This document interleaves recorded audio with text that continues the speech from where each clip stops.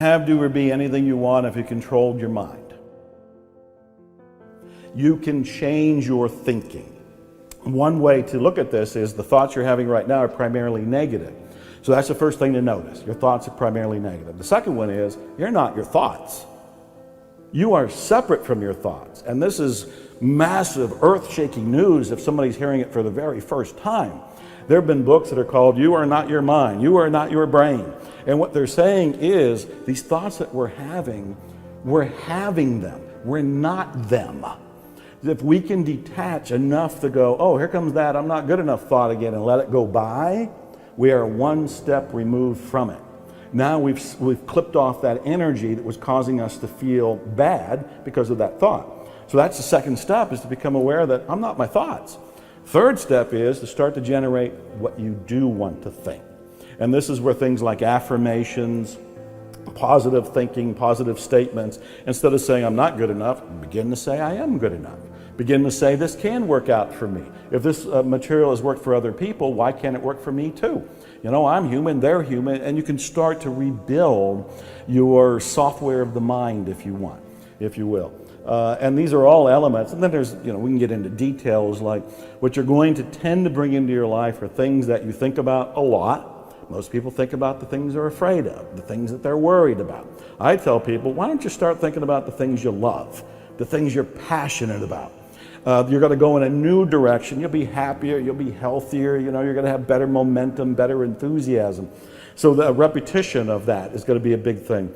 Emotion, going with those feelings of passion, is going to fuel you to go in a direction that you prefer. And actually having an image. And the image could be a graphical representation of what you want. It could be a house, it could be a car, it could be a job, it could be a pile of money, it could be spiritual awakening, whatever you can do.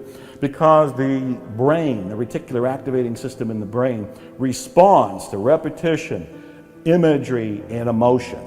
So all of this is in the direction of, it's like a condensed course on how to redirect your life, but becoming aware that you're not your thoughts, those negative thoughts, you can let them go. You can start to create new thoughts. You can actually aim where you want to go by choosing what you want, getting an image of what you want, fueling it with passion and love, and then you can start to create it almost organically and automatically. And why as humans do we tend not to do that?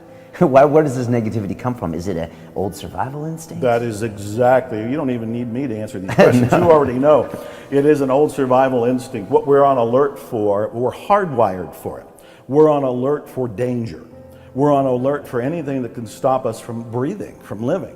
And so our reticular activating system, that part of our brain in the back of our head at the top of the spine, is already hardwired to be on alert for anything that is a threat to you, your loved ones, your life, and all of this.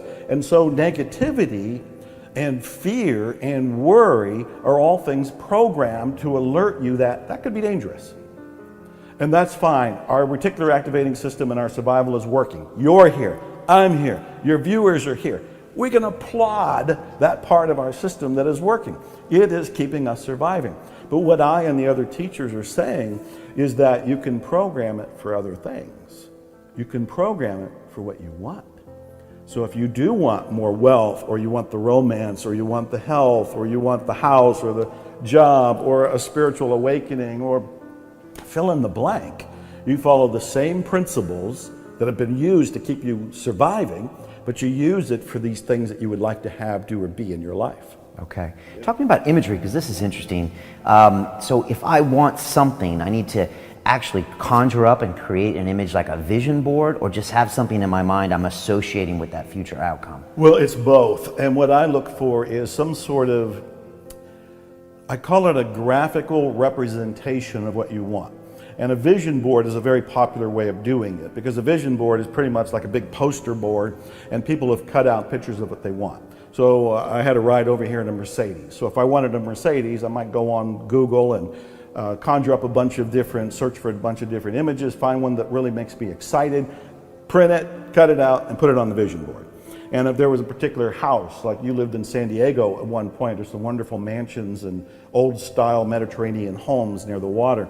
And if I wanted one of those, I'd find some sort of image of it, cut it out, and put it on the vision board. The idea is I don't want to just think it. I need to communicate to my subconscious mind that this is my next desire.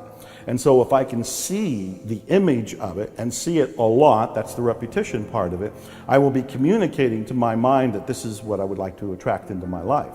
And so vision boards are very popular, and I tell people your vision board can be on your phone, it can be on your refrigerator, it can be something that's on your dashboard, it can be something that's by your bathroom, bedroom mirror, any number of these.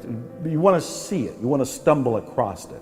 So it's not just thinking about it, because your mind can just go off in a different direction and bring you a different image. You need to be reminded of it. You want to put that up there and say, there's that house, there's that car, there's that bank account, whatever it happens to be. Okay. And should I have different images for different parts of my goals, like a house maybe, or certain thing in my business, or certain thing for my relationships, or my body, or? Yeah, that is a great question. There's mixed information on that. My own view is focus on one thing at a time. If you focus on one thing at a time, you are a missile, targeted and sending a powerful signal right into your subconscious mind. There's no confusion. It's like, I want this car. That's it. I don't think there's anything wrong with having like a master vision board, and all the different things you were just referring to are there. So there could be the romance in the house and a boat and whatever it happens to be. It could be all on there. But I think it's wiser and more powerful, more effective, more efficient, and accelerated to pick one thing at a time. When I reflect over my own life and my greatest accomplishments, I believe they came when I was really focused.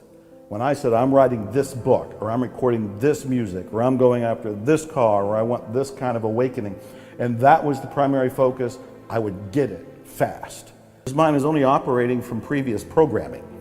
And the previous programming for virtually everybody is about lack and limitation, fear, worry, survival. Naturally so. That we're just trying to live here on the planet. But what I and other people are saying is, look, you can not only survive, you can thrive, you can prosper, you can have an exhilarating life. You just have to do a little work. And the little work is about looking at your beliefs, because my rule of thumb is you change your beliefs, you get a different reality.